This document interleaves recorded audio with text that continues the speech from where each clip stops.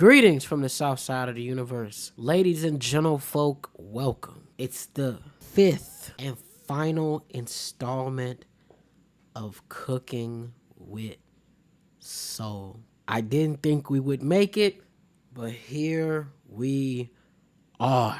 And just like the last video, we got a special one for you. We're going to be cooking up another S-tier esoteric beat for your listening pleasures. Enough of all that talking. Let's get to cooking with soul for the last time. All right, y'all. So we got a nice little beat we working with. If this record is very smooth. I feel very jazzy.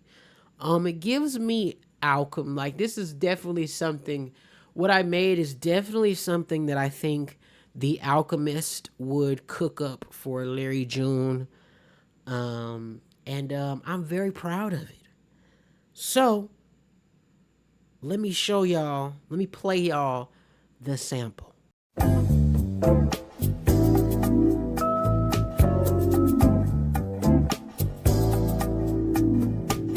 Now, as you can see, it gives very like tropical, chill vibes, you know.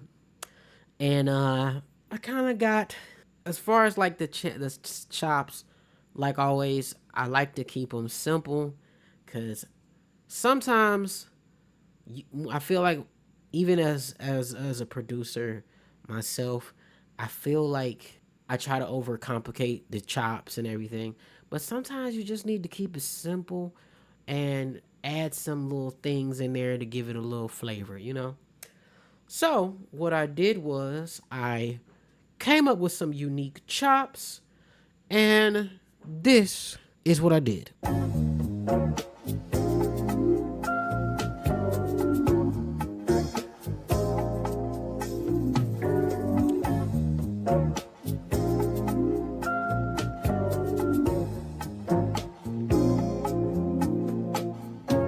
Now, as you can see, nothing too crazy. Added a little bit of variation towards the tail end, just to kind of, you know, keep it unique. And also, before I get ahead of myself, I just want to let y'all know, I did not add any drums for this beat, because I did try to add some drums, but I felt like the percussions and the minimal percussion sounds that are in the beat, well, in the sample, kind of, you know, we're already doing enough. So I didn't want to overcomplicate everything with a bunch of more drums. So I just kept it simple, did my chops, and yeah. Now, I did add a little sprinkle of another sample just to give it a little flavor in certain sections, which I'm going to show y'all. So, as you can see, to give my beat a little bit of flavor in certain sections, I have another sample that I chopped up, and I have it playing in certain sections, and I didn't want it to play repetitively throughout the beat, so I just have certain sections where it's playing in one section, playing in another section, and not playing in one section, just alternating back and forth. So I'm gonna play that for y'all, and that sounds like this.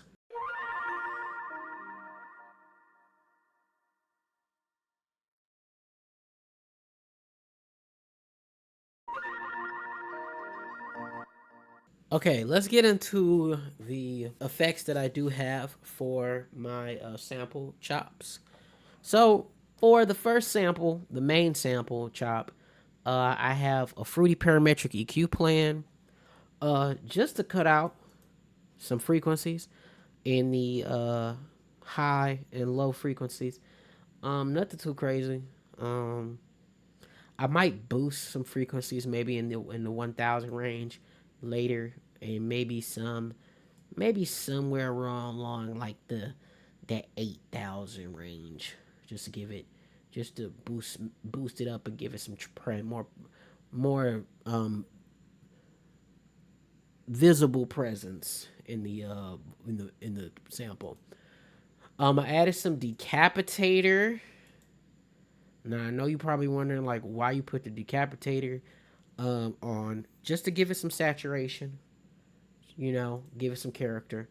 And I also added this free plugin in FL Studio called Hyperchorus, and I used the Drift Stacker preset.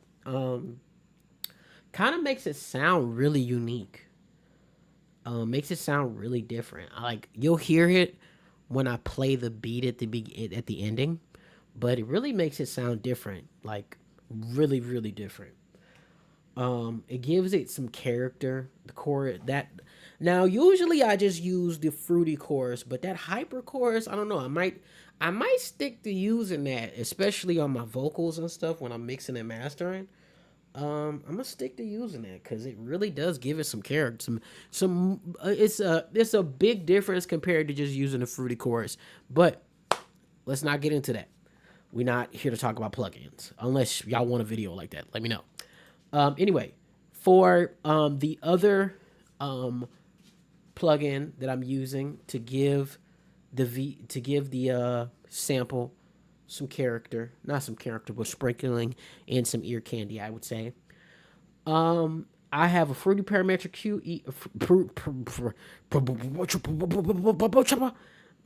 Stumbling over my words here. I have a fruity parametric EQ on here, and I've turned it down just a little bit, just so it kind of sounds very tucked in the background, just a little bit, not a lot. And I have a fruity delay on here, and I have the ping pong preset on here, and I have a pan man. I usually use pancake, and for those that don't know,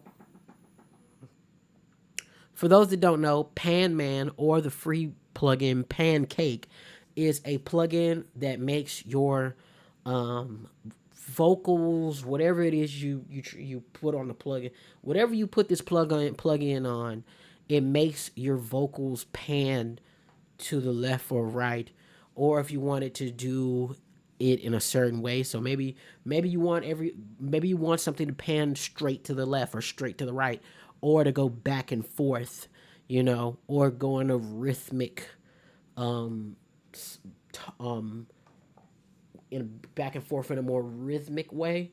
It will do that. Now, the free plugin Pancake doesn't do that, but this is still pretty good. Pancake, whether if you're using Pancake or Pan Man, whichever one you use, both are really great. And yeah, that's pretty much it. And as you can see, I've already done some leveling.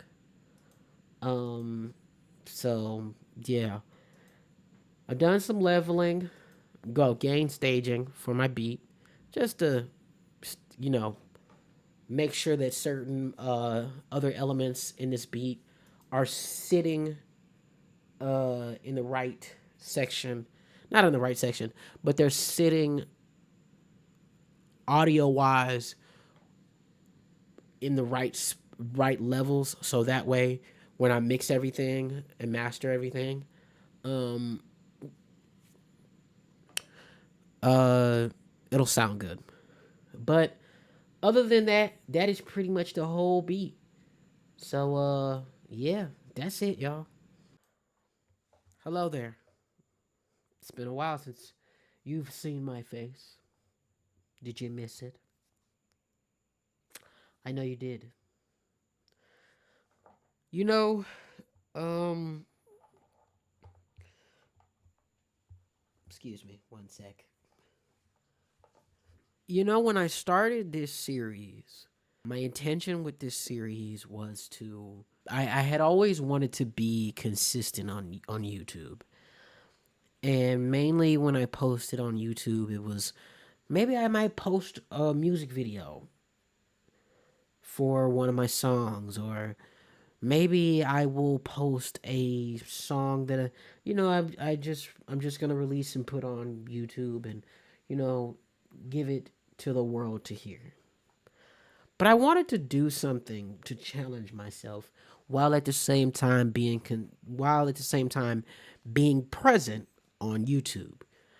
And the one thing that I've wanted to do, a skill that I wanted to sharpen, is producing. As someone that has been rapping for 8 years, sharpening my pen, trying to get better every day at rapping, the one skill as an artist that I have not tried sharpening um, is producing. I mean, I don't produce all of my stuff, and that's well documented. Um, I think in as a producer, I've made so many beats, but if you've been listening to my music for a really long time, you know that I have only produced and released maybe, what is it? I've only released 6 songs that I have produced that have been released. And well, 7 songs actually, 7. And that says a lot.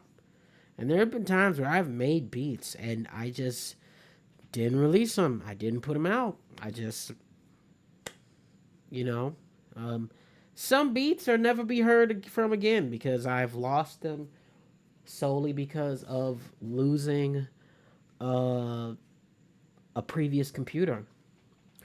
But I have the hard drive for it, so who knows? Maybe we'll retrieve some of those beats one day. But thank y'all so much for watching all 4 episodes. Be sure to like this video, share this video with your friends, hit that subscribe button, and join the Soul Swim Network. We were at 120 subscribers, but now we're at 119.